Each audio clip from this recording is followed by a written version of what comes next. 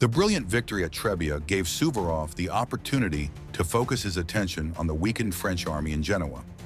Field Marshal drew up plans to attack Genoa from three sides, but the Hofkriegsrat ordered him to focus on the siege of important fortresses such as Mantua, Alessandria, and Tortona.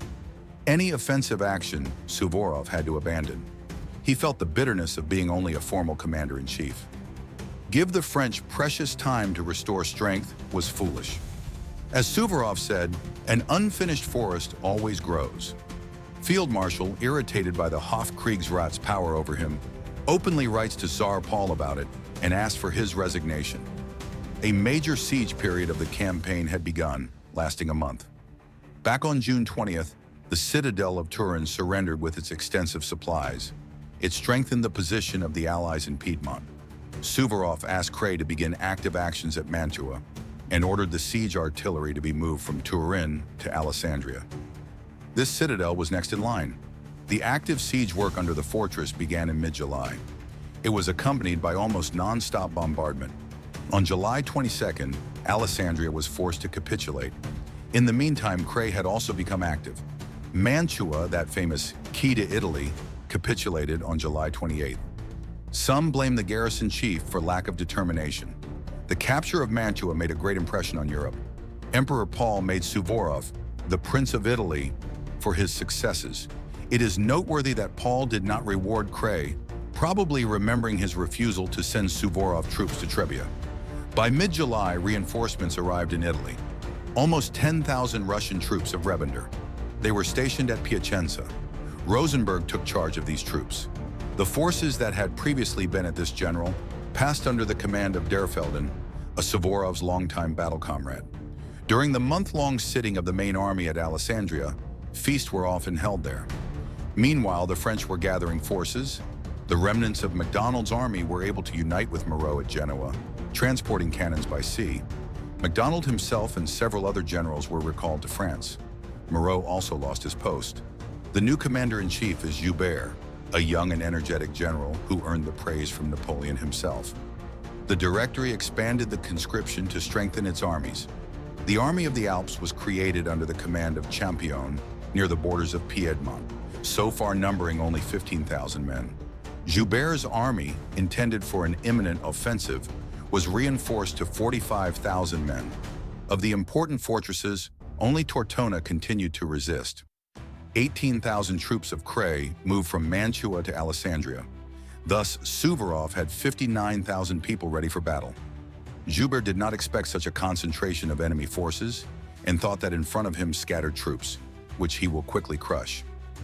News of the fall of Mantua had not yet reached him. He was also forced to leave some troops in Genoa, so his forces for the offensive were reduced to 35,000. After the fall of Alessandria and Mantua, Suvorov returned to the idea of attacking Genoa. The possible movement was complicated by supply problems in the mountains. In early August, the Russian vanguard moved on Serravalle, and after a short siege took it. However, Joubert was ahead of the Allies and rushed north. At first, he sent to Novi only the right flank of the army under the command of St. Cyr, but soon he himself moved with the left flank to this town. The two armies met on August 14th. Joubert was shocked. He was convinced of Mantua's fall when he saw Kray's troops on his left flank. In front of him stood more than 30,000 enemy troops. Together with the troops of Melas and Derfelden standing nearby, the total strength of Suvorov's army was between 44,000 and 51,000 men. The Allies had the advantage, but the French occupied a very strong defensive position on the high hills. Only the left flank of Joubert partially descended to the plain. Also, the terrain near Novi was full of vineyards and ravines. Suvorov wanted to lure the enemy to the plain, where the numerical advantage of the Allies, especially in cavalry, would prove decisive. But Joubert, confused by the unexpected masses of Allied troops, hesitated. He did not dare to give the order to retreat, hoping that at night the enemy will retreat. But Suvorov was not going to do this.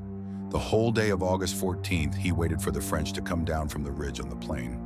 This did not happen, so he decided to attack them early in the morning of August 15th. The right flank of the French army was composed of Watren's and Dombrowski's divisions, the latter besieging Serravalle. Lavoisier's division and Calais' brigade occupied Novi and the heights west of it. On the left flank stood the troops of Lemoine and Grouchy. Behind Pasturana was the reserve of Clausel and Partuno. The right flank of the Allied army was composed of the Austrian divisions of Ott, Bellegarde, and a small detachment of Seckendorf under the overall command of Kray. At Pozzolo Formigaro stood the troops of Bagration and Miloradovich. Early in the morning, at 5 a.m., Kray energetically attacked the French left flank. Initially, only Lemoyne's division was ready for battle. Grouchy had only just begun to line up his troops.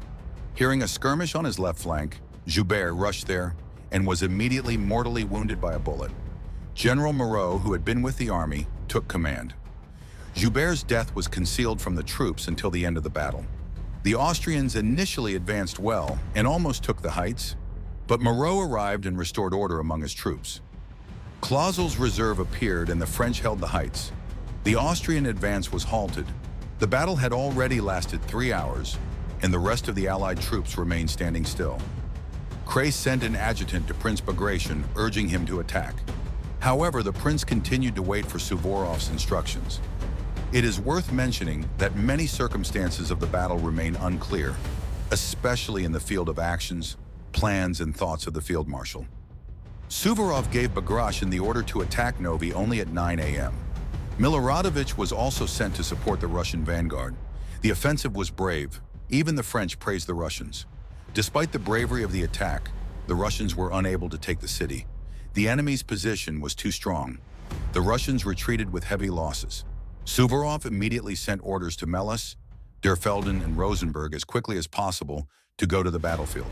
The French came out of the city and hit Bagration's right flank. Watrin's troops also appeared, moved closer to Novi. For Suvorov, the appearance of Watrin was a complete surprise, as he had no information on its location before. A desperate fight ensued, and General Förster was able to push Watrin back. At this time, Bagration again launched an attack on Novi. The enemy was bringing in his reserves. The second attack on Novi was also repulsed. The French again came out of the city and began to threaten the right flank of the Russians. But then arrived troops of Derfelden, reinforcing the Russian left flank. The Allies went on the offensive. Watrin's forces retreated and took cover behind the ridge. More attacks followed. The Russians showed incredible bravery, but the French position was impregnable. The Russian attacks crashed like waves against the rocks. Meanwhile, Melas moved to the battlefield, who was criticized by many for slow progress. At 1 p.m., Suvorov ordered to stop the bloody attacks. On the Allied right flank, Kray's second offensive at 9 a.m. began quite successfully. Ott's force was climbing the heights.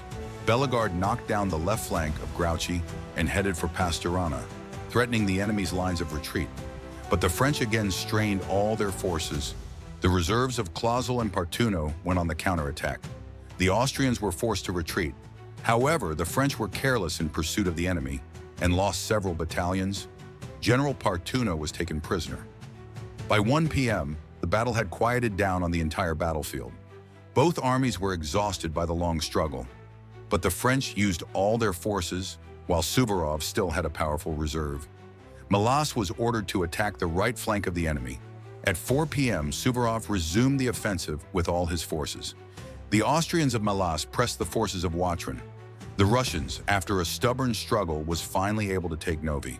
The path of retreat to Gavi was already cut off by the Allies. By 6 p.m., the French were already in full retreat, which quickly turned into a disorderly rout. Kray's troops had driven the French left flank down from the heights. The enemy had no other way of retreat but the road through Pasturana. In this village, all the troops of the left flank quickly piled up.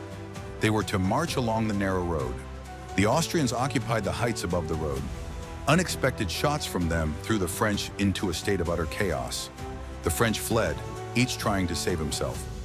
Generals Colli, Grouchy, and Pérignon were taken prisoners. In the hands of the victors remained a huge convoy.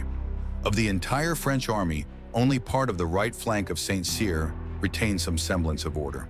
This fierce battle lasted 16 hours. It was perhaps the most difficult victory of Suvorov in his career. Allied losses numbered about 8,000 men, mostly Kray's Austrians. French losses ranged from 9,500 to 11,000 men, 6 banners, 37 cannons. In this battle, Suvorov again showed his tenacity, reaching stubbornness. The French fought excellently, but the iron will of the field marshal defeated them. When news of the victory at Novi reached Emperor Paul, he generously rewarded all the heroes of the battle. He issued a decree: in gratitude for the deeds of Prince of Italy, Count Suvorov Rimnitsky, the guards and all Russian troops, even in the presence of the emperor, to give him all military honors, similar to those given to the person of His Imperial Majesty. Few have ever deserved such respect. Moreau retreated to Genoa, where the population was extremely agitated. He wanted to leave the city, but never dared to take responsibility for it. To the surprise of the French, the Allies did not pursue the enemy. Why?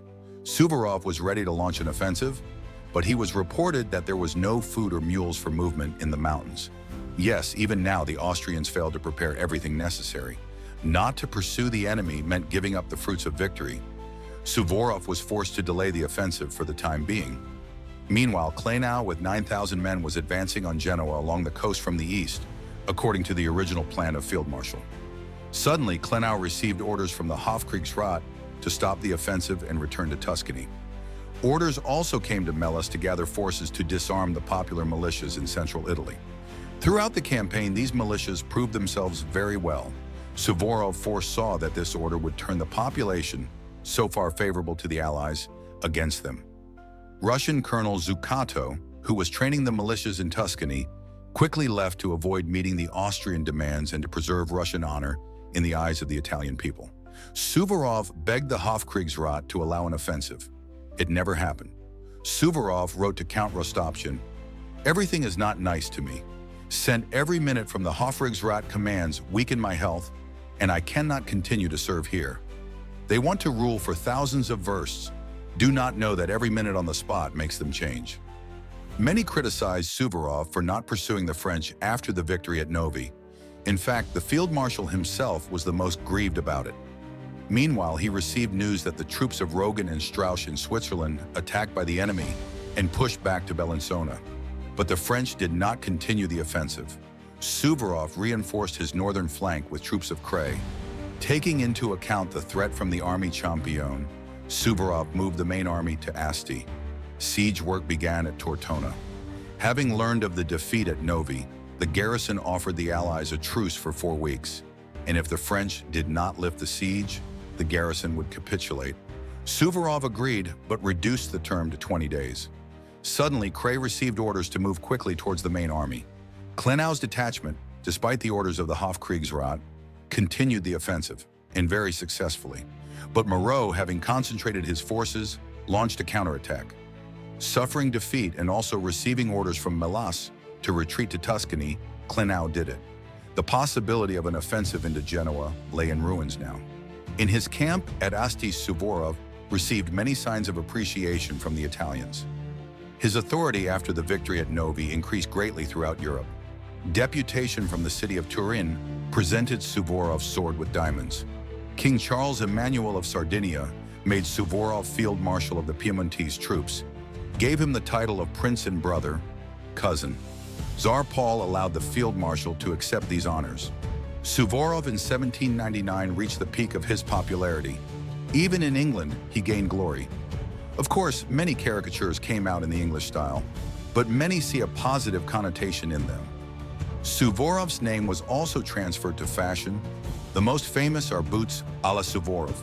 This man liberated Italy from the French in less than 6 months. You can imagine the gloomy mood of the Italians when the news broke that Suvorov with all Russian troops was leaving Italy and moving to Switzerland.